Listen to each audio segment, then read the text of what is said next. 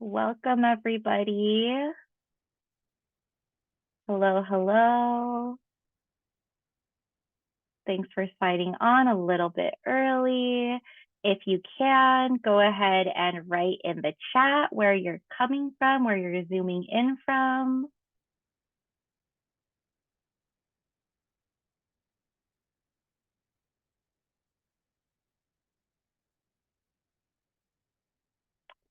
Hello from St. Louis. Oh, hello to St. Louis. Gainesville, Georgia, Fort Lauderdale. Ooh, love #Edge.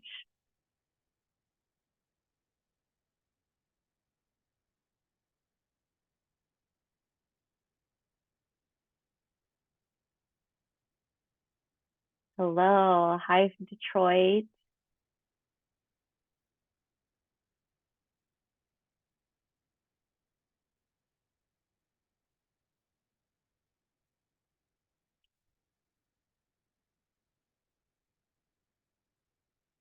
From Pompano Beach, Florida.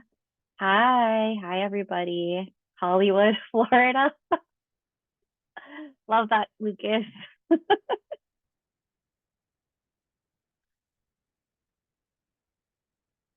Team Edge is definitely representing, but Team Epic is representing too, I can see.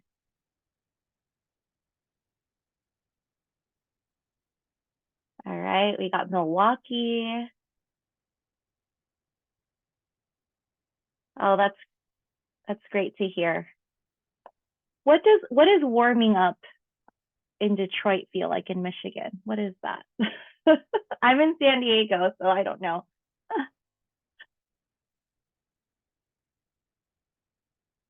50 degrees. Okay. That's winter for us here in California.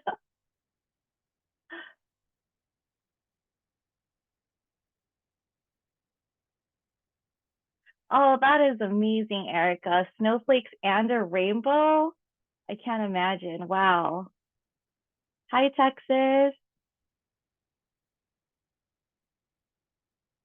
All right. So if you just zoomed in, thank you for being here. Go ahead and write where you're zooming in from in the chat.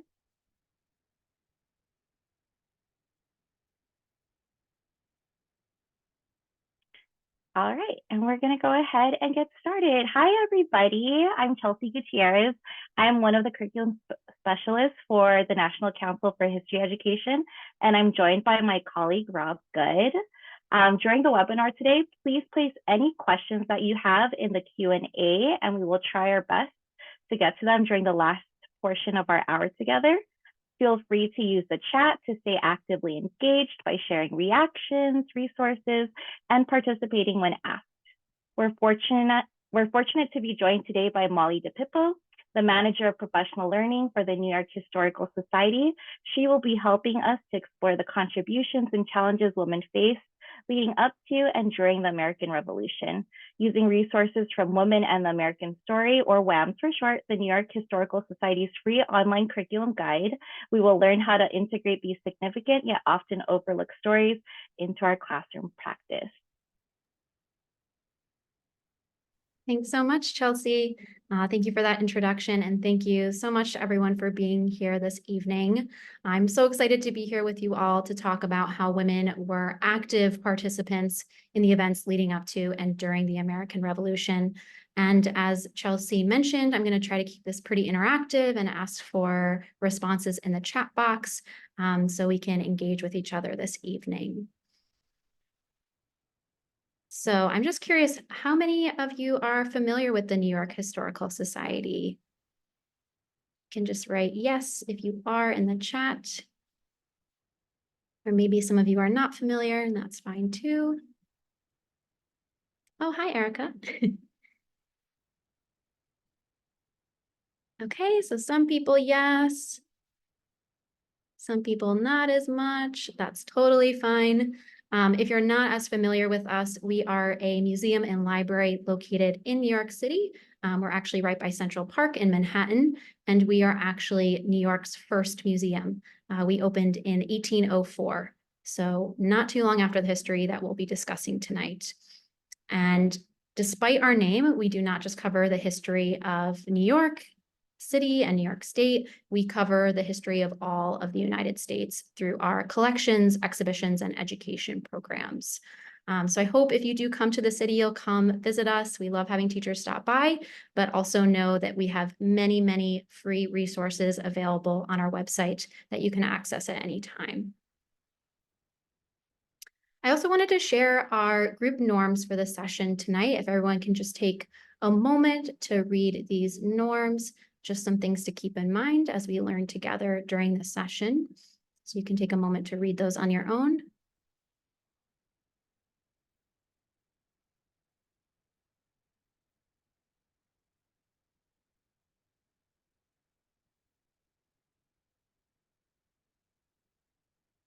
And if you agree to these norms, please just write yes in the chat, just so I know we're all on the same page tonight.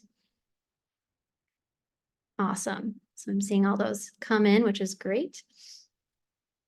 So I'm going to start with a brief introduction to Women and the American Story, which is our free curriculum website that we created several years ago, as Chelsea mentioned, and we call this WAMS for short.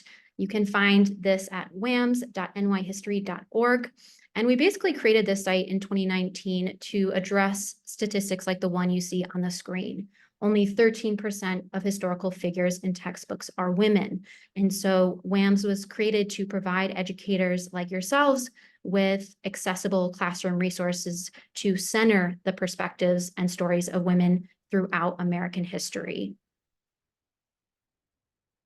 When you go to the WAMS website, you will see that WAMS is divided into 10 chronological units. So it covers everything from the early colonial period through the end of the 20th century. So no matter what time period you're teaching in US history, you will find materials in WAMS that can help you incorporate more women's stories into your teaching.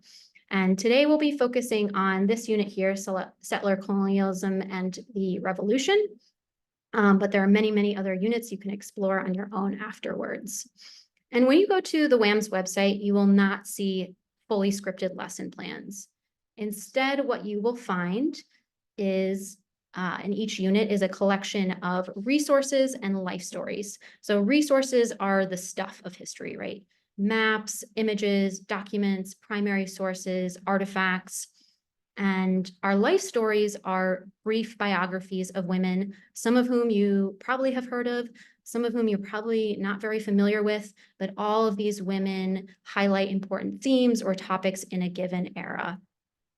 And it really helps you teach the history through lived experiences of women. And then each life story and resource includes a high-resolution image if one is available. For our primary source documents, we include document transcriptions, and this is something that teachers have shared is really helpful for their students. We provide a transcription that has the original text on one side and a modern day summary on the other side. So no matter what reading level your students are at, they can still access the content of that document, right? Because we know that 18th century language is very different from the way we speak today and we write today, but it allows your students to still access that document. And then each resource includes background information and includes vocabulary lists, discussion questions, and suggested activities so that you know how to implement those resources right away. And everything is able to be printed if having paper copies is better for you and your students. And something important to know about WAMS is that it's meant to be classroom ready, meaning you can insert WAMS materials into the lessons that you already teach. And the idea is that you're just adding in a few WAMS materials to show your students that women were active participants in US history, right? We know there are so many contents you have, so much content you have to cover and so many standards you have to meet. So we try to make this as flexible as possible.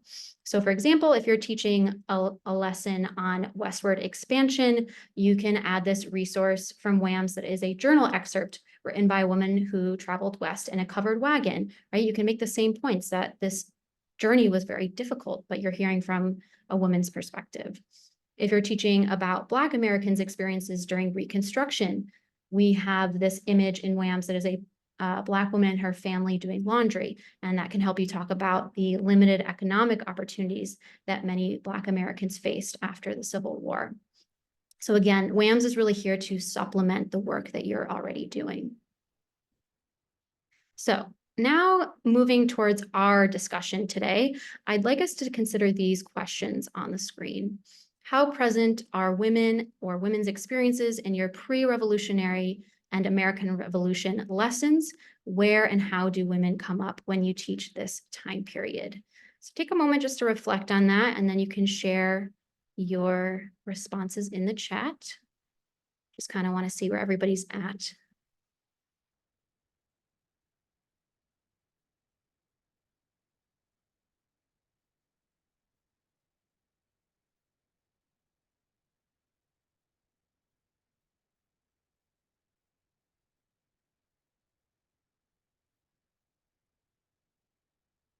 Okay, so we cover women in the textbook that are included.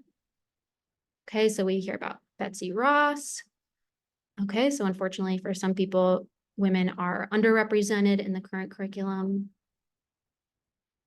Okay, we talk about Remember the Ladies. Ooh, a lot of responses coming in. Molly Pitcher, Phyllis Wheatley, Abigail Adams. Let's see. Okay, and so for some of you, it's new to have women be included in this period of history, which is great. So hopefully I can introduce you to some new names and also demonstrate the wide-ranging experiences that women had during the Revolution. So here are the essential questions that will guide our discussion tonight. What social and legal limitations did women face in the Revolutionary era? How did women of various identities actively participate in the events leading up to and during the American Revolution?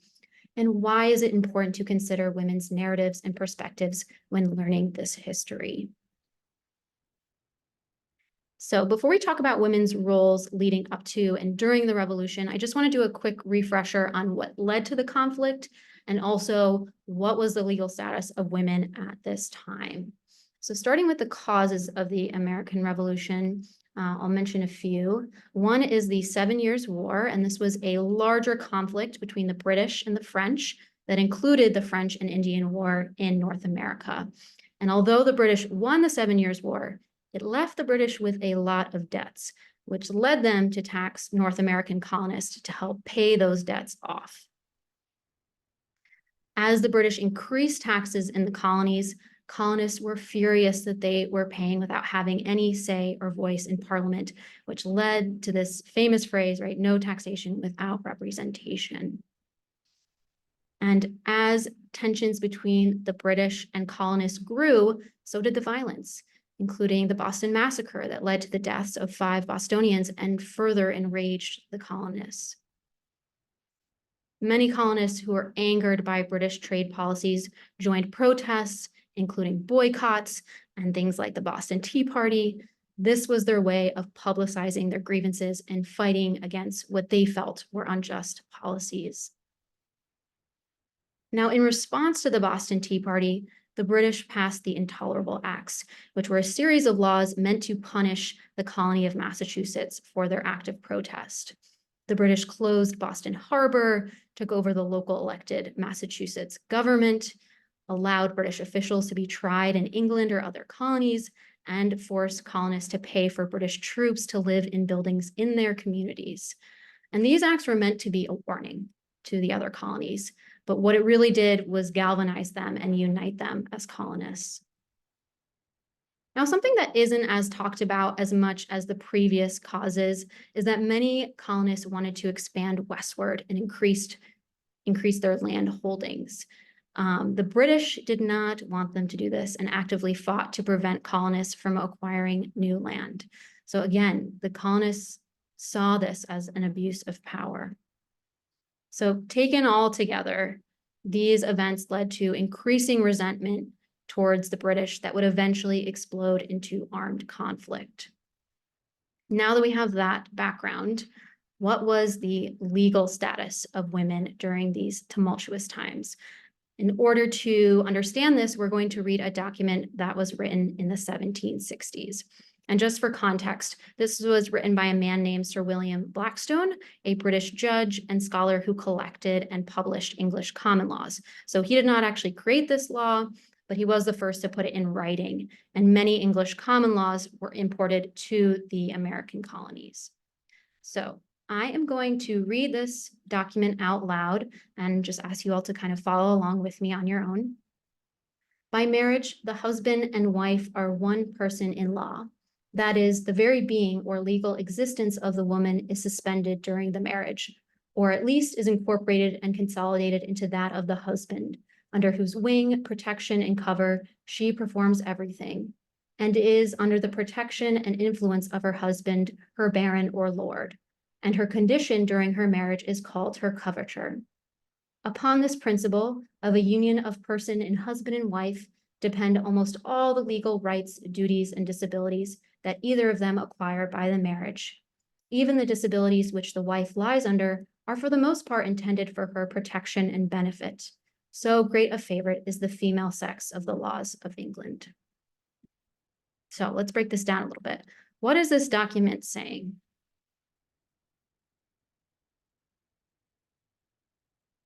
You can write your responses in the chat.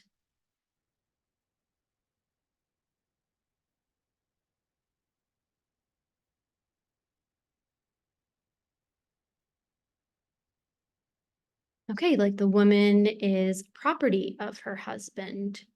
A woman has no legal identity. Women don't exist. Exactly. They're not considered separate entities. They have no rights. She gives herself up completely once she's married. Great. What is his reasoning for coverture?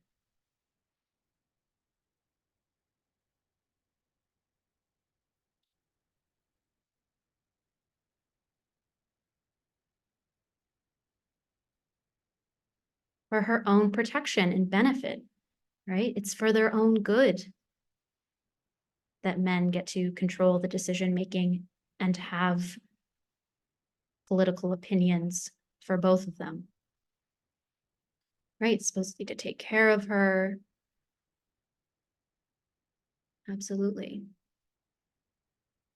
So what does this document reveal about the legal status of women in the British colonies in the Americas?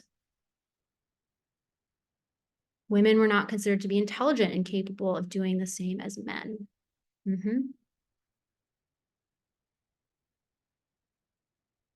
Right, she's no longer an independent person with rights and respect. They need protection. Women are treated like children, right? They're infantilized absolutely by this concept of coverture.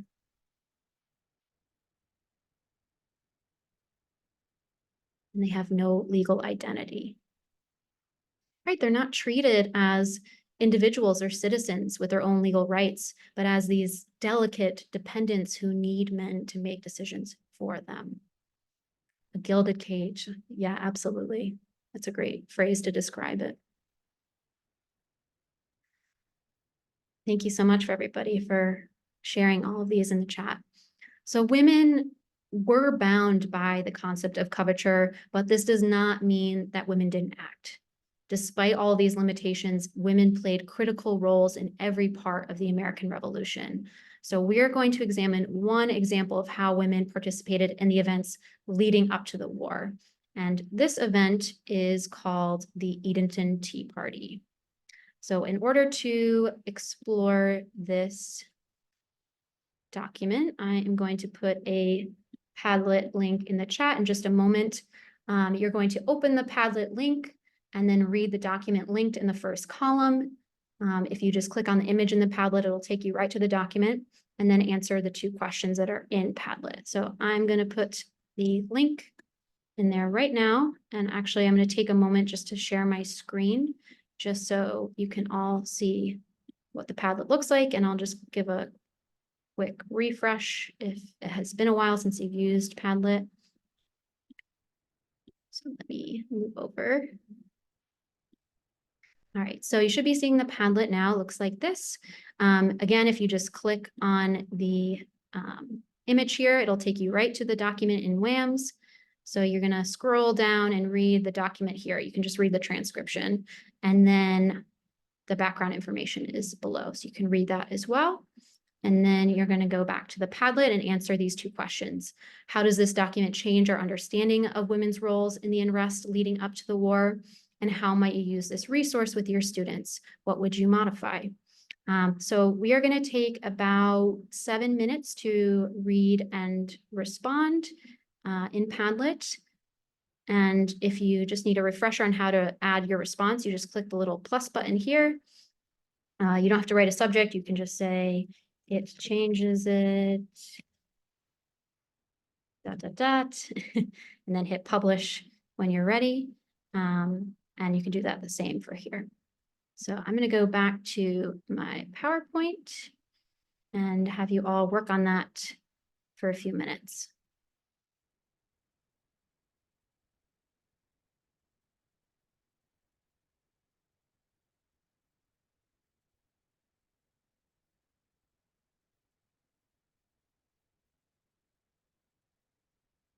So I'm seeing a question about what to read. You just need to read the transcription of the document. So if you go to the resource, you'll see it in there.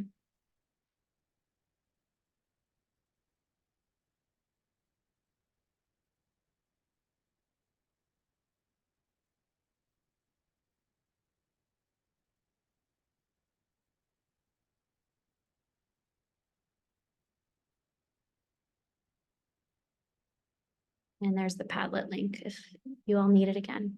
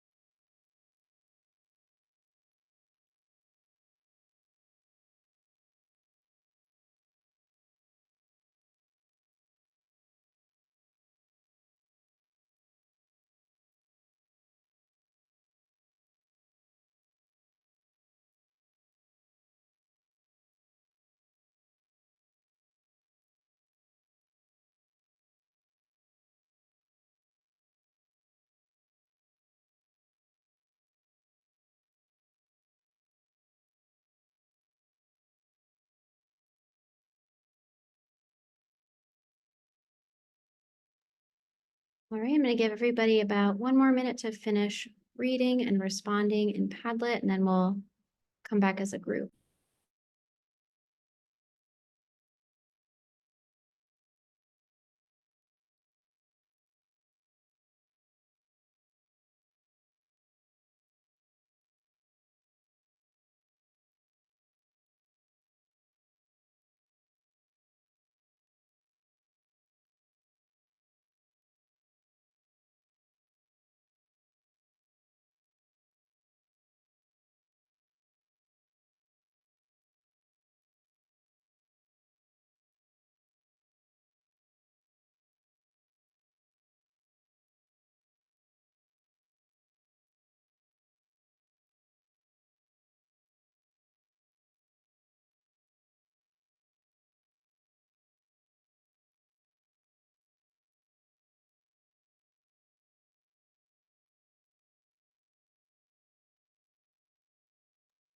All right, so I'm going to just highlight a few responses in Padlet.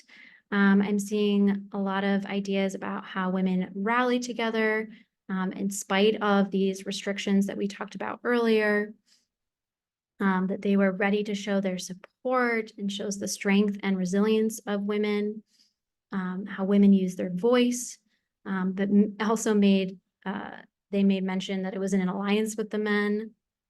So thinking about, again, what would have been seen as proper during that time. And they're starting to become active. Absolutely. I saw one comment too about how it is interesting that we know so much more about other protests, but not necessarily this one. And then just looking at how you might use this resource with your students and what would you modify. So one idea was to rewrite the section on the Boston Tea Party to include the role of women in advocating for change. I love that idea, right? Kind of rewriting the history and reframing the narrative. And ask students to read the excerpt first before the summary, and then say what they think this means about women's opinions towards the events leading to the revolution. Okay, also thinking about setting up the stage and remind them of the facts of the Boston Tea Party with dates to provide that context. And then also thinking about scaffolding, right? Make sure to include ideas of what a boycott could do and what else was led by women. Okay, and also make them think about groups they know their parents belong to. Awesome. I think these are really great ideas, and I feel like I can see through the different ideas, the various grade levels that all of you represent, and how these ideas might change based on the age of your students, which is great. There are so many great responses in here that I can't go through all of them, but thank you all so much for sharing in the chat, or I'm sorry, in the Padlet. All right, so I'm going to go back to my PowerPoint now.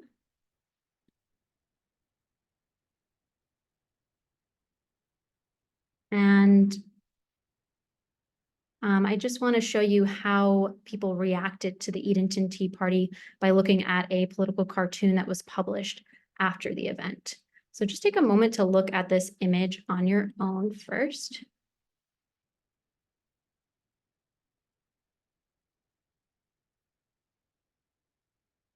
Really take note of all the details that stand out to you when you look at this image.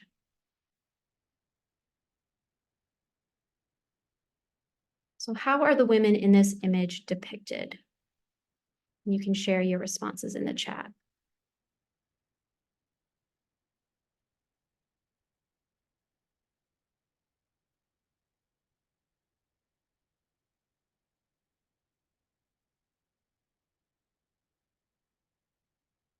Okay, so maybe some of them look engaged.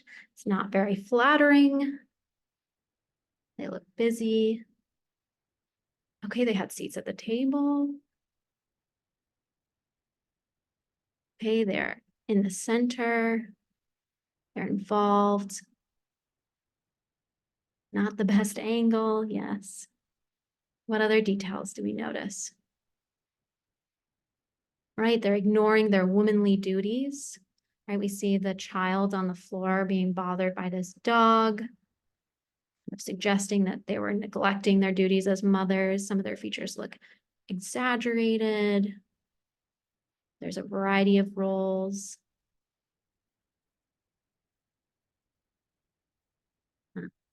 Just going through the chat. Okay, one of them looks to be getting special attention from a gentleman.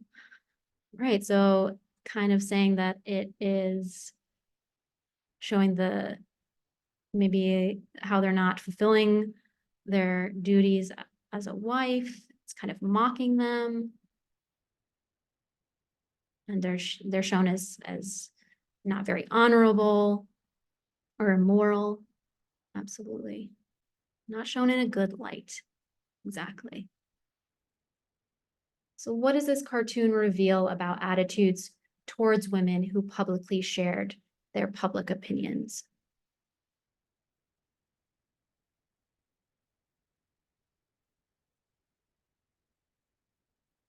Right, they don't take them seriously. That women have no place in politics, that's for men. Not respected. They were ridiculed and discredited.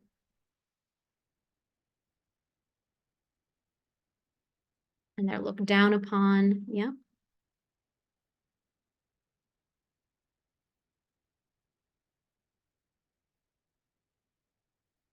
Oh, that's an interesting comment, right? They don't appear to hold any weight in this area as the men just view them as entertainment. And it's as if women can't balance home and politics. That's a great point. Right? And if we connect this back to coverture, women were seen as having no political rights. So it's really no surprise that this was the reaction when women did speak out. Now, once the war broke out, women of various identities continued to actively participate and resist the events of the revolution. So let's learn a little bit more about some of these women. For our final activity, I'm going to ask you all to choose one life story to read, and I'll put the links to all of them in the chat in just a moment. But you're going to choose one life story to read, and then just be prepared to respond via the chat to the questions below. What was this person's experience of the American Revolution? How did this person exercise agency or take action? And why do you think it's important for students to learn about this person's story or perspective? So I'll give you some time to read one of these on your own. So they are all in the chat right now. You just need to choose one to read. And we'll take about 7 or so minutes for everybody to read one life story on their own, and then just be reflecting on those questions so that we can discuss once everybody has finished reading.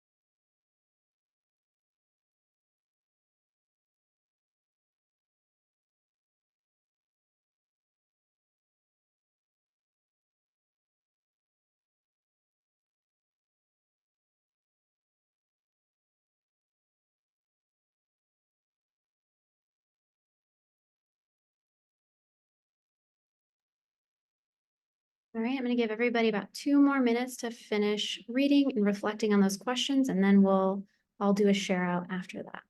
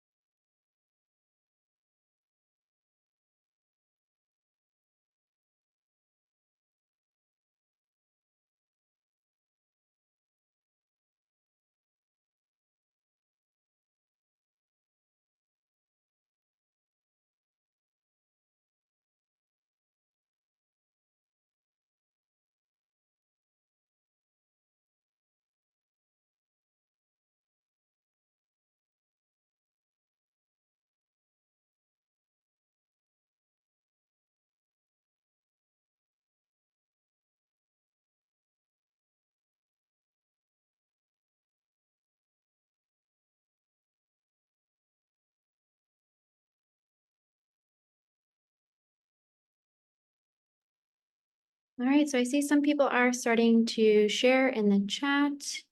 We're actually going to go through each life story one by one, and I'll ask people to share as we go through. And so let's start with Deborah Squash. So for those of you who read Deborah's story, what stood out to you about her story, or why you think students should learn her story and her perspective?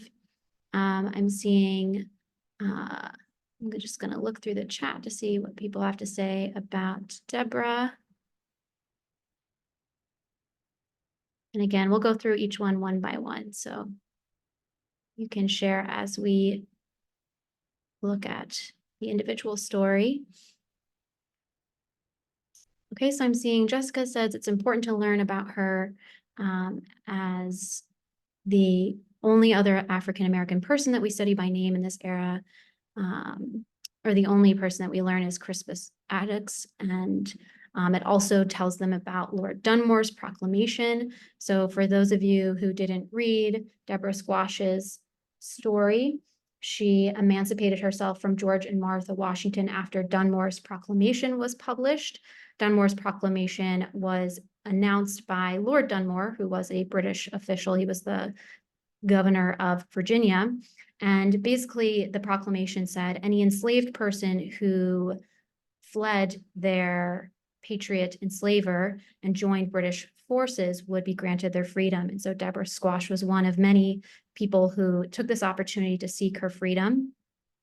Unfortunately, the British forces didn't really have the support and resources to help a lot of these people. And so many newly freed people died before the end of the war. Deborah, however, did survive and eventually took a boat to Nova Scotia, where she was able to maintain her freedom even after the British lost the war. So there's a lot of interesting narratives within her story. And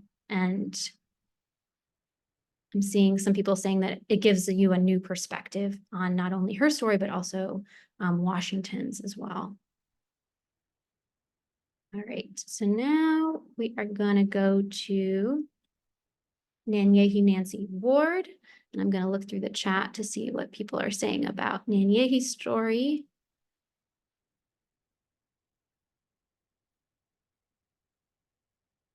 Okay, so someone said she's a complex figure whose life demonstrated the more complex aspects of European and Native peoples.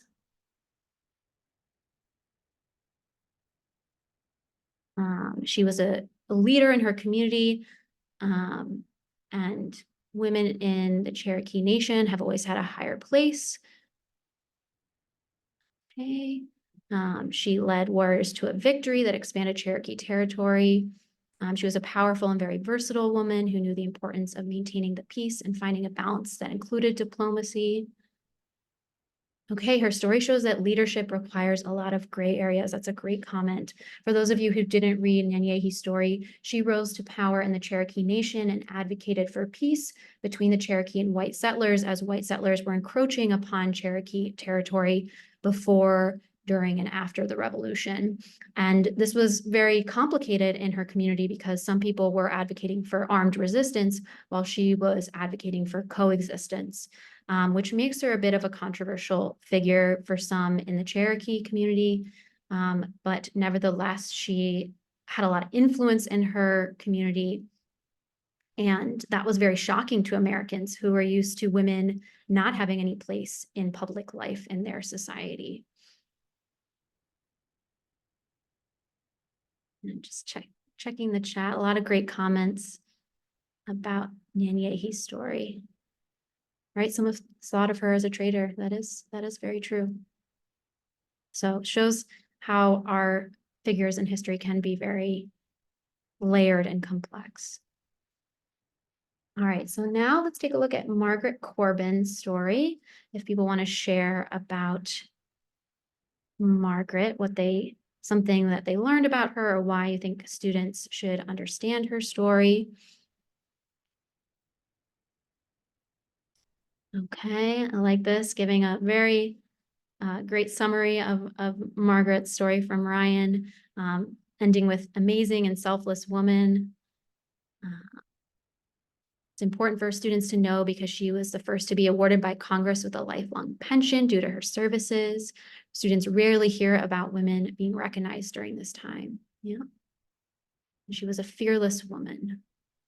So again, for a quick summary for those who didn't read Margaret's story, she joined the ranks of the Continental Army's camp followers during the war. And camp followers were women and children who followed men into battles and just followed the army in general, because they were fearful if they stayed behind during the war that they would be threatened with violence or there would just be threats to their security in general. And so Margaret was one of the many camp followers who followed her husband, John, in the army. And during one of the battles, her husband was killed, and she actually took over his cannon that he had been firing and kept firing. And she was so badly injured during this battle that her arm was almost severed off completely. And she survived, but she had very serious injuries that lasted the rest of her life, which made her life very difficult. And eventually the Continental Congress honored her for her military service and gave her a pension. However, that pension was half of what a man's would have been. So I'm just checking other comments. Okay, yeah, so this is new for some of you, right? That a woman fought during the war and never knew there were camp followers. The camp followers is really interesting to look into. And Molly Pitcher is usually kind of a composite of many women who ended up in battle. Right, Nyanyehi fought too, absolutely. So you could compare some of these life stories to see where their experiences intersect. Great. All right, and we will end on Lorenda Holmes. Let's see what people have to say about Lorenda's story. She undermined American war efforts.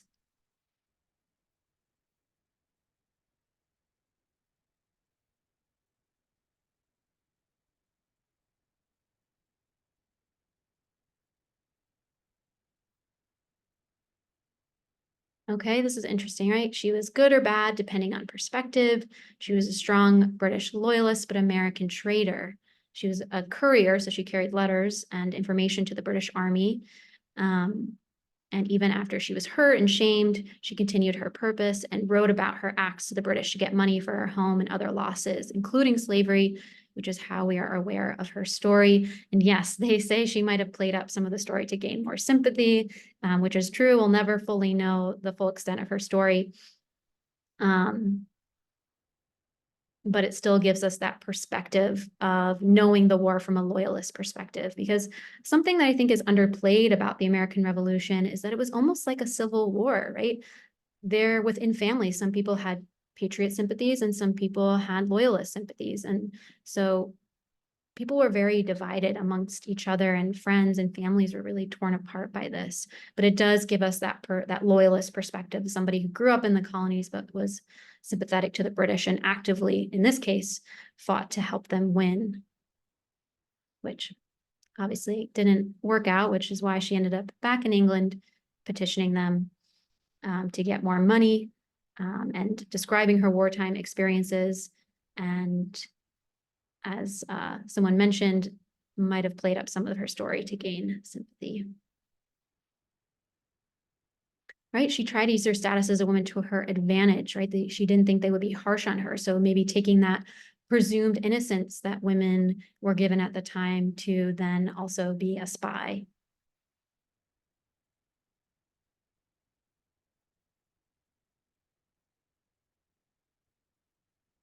Any other thoughts on Lorenda Holmes? Just going through the chat to see if I missed some things. There's so many great responses, and I wish I could highlight everybody's, but thank you so much, everybody, for contributing.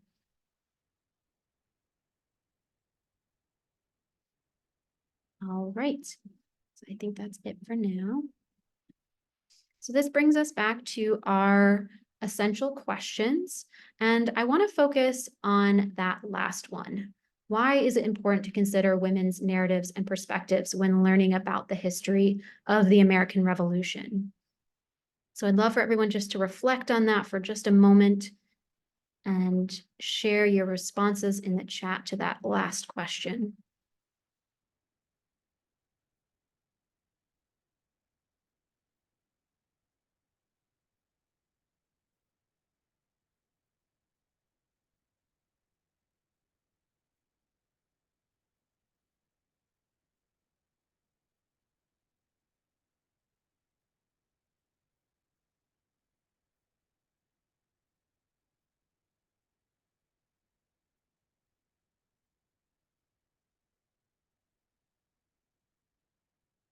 Okay, because women make up half the population, women matter, point blank. Absolutely. It gives voice and presence to women in history that should be told rather than just being looked over. That's a great comment.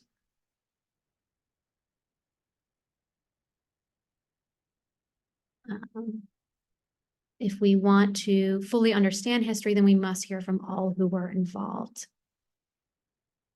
And that's definitely one of the main points of WHAMS for sure. Perspective is a huge part of everything, right? This historical perspective is another great example to show that to students. I think that's a great point.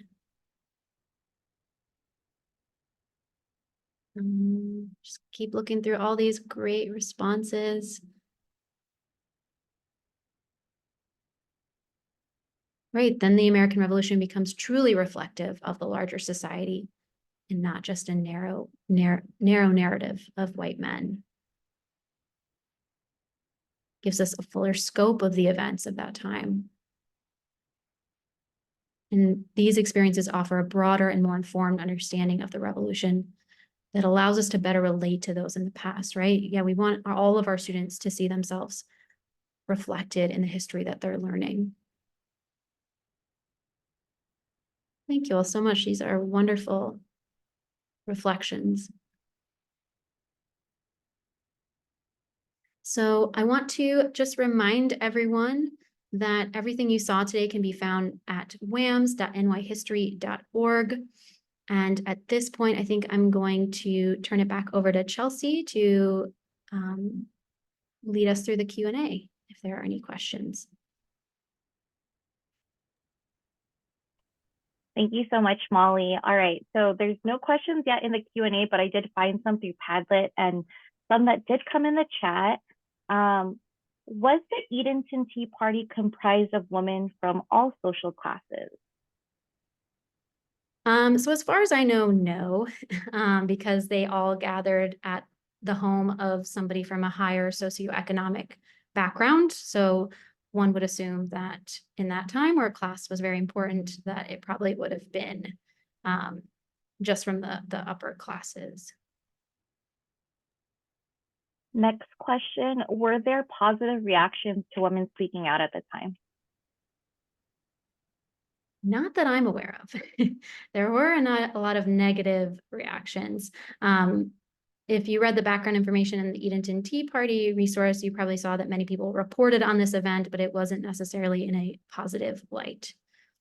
And again, I think that all connects to coverture and just the way that women were expected to not speak up because their husbands could do it for them. In the past, or like in your experience, how have teachers used the WAMS curriculum in terms of maybe like a kinder class, a first grade class, second grade class? So for the youngest students, I would definitely recommend focusing on images. So showing any of the images of the women that we just discussed, and then you can tell the story in your own words. We also have these great 2-minute videos of some of the WAMS life stories. So they're animated videos. They summarize the stories pretty well. We have one for Lorenda Holmes. And so you can share those videos with them. And I think it's a great way to engage younger students who may not be able to, actually read the life stories themselves at this point. And then we got a question from Christiane Gunn. I noticed the names of the women did not have the last names of any prominent men of this era. Did she miss a name?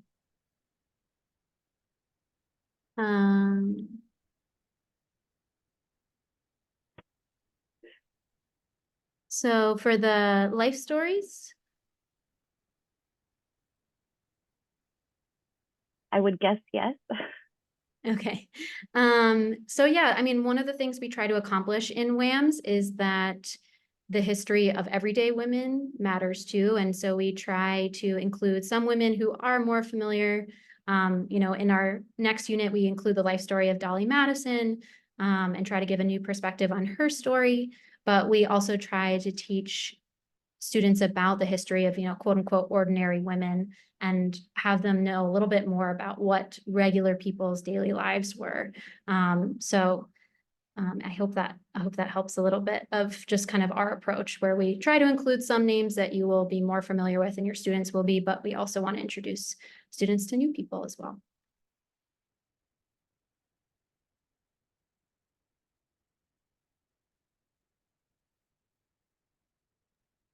We have a question from Rosalie B in the chat. This may be tough to answer, but I wonder if it's difficult to find primary sources that represent women.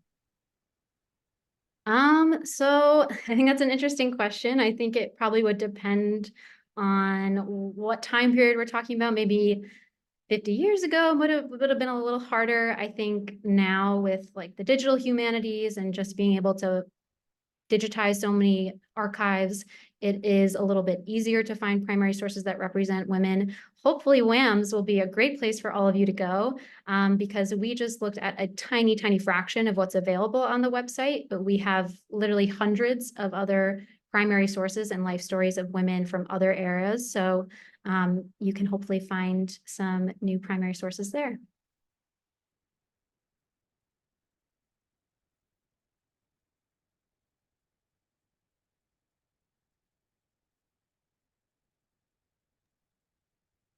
A question from Rob, is the image you shared of the Edenton Tea Party on the WAM site and who created it?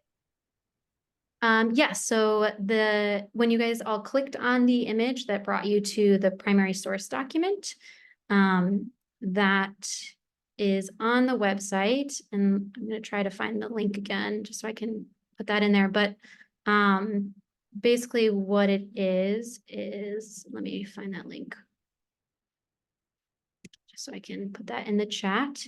It is a newspaper, the Virginia Gazette. So that's there for everybody again, if you want to take a look at the resource later. This is a question from Donna. Fourth grade in Florida teaches the state history. can we find women of a certain state and period on WAM? Yeah, so you can search on the site. There is a search bar. So if you just type in Florida and see what pops up, we try to include as many states as possible. And I know for sure there are definitely Florida women included in the site.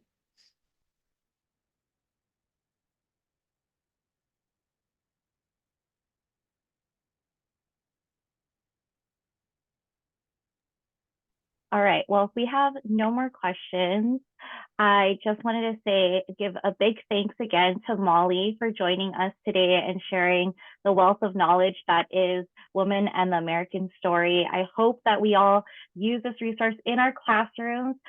Just letting you all know that there are 3 final webinars coming up in May. So make sure that you get registered for them and have a great night, everyone. Thank you. Thanks, everyone.